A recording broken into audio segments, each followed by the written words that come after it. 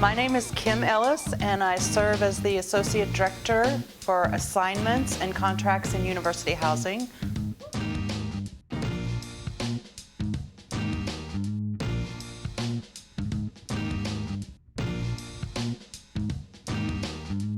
My hometown is Charleston, West Virginia.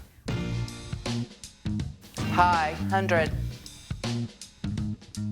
Well, number one is review it. I admit it is a long document with a lot of print, but make sure you're reading through it and fully understand it, asking questions of the assignments office if you have them. One important thing to pay attention to are the dates of your contract.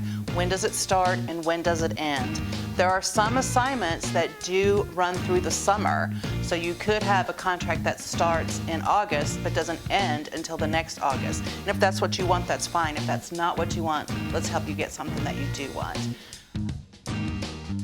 Fall, it's when the students are coming back and there's just an energy on campus. And of course, football season is then too. I learn from students. They're helping me learn how to make this process easier and flow better.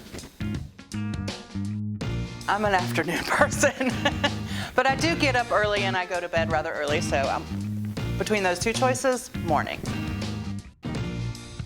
We'll pay attention to it all, but I think there's also an importance to getting to know the staff that work in the communities. You do have a resident assistant on the floor, so that's probably the staff member that you'll know the best.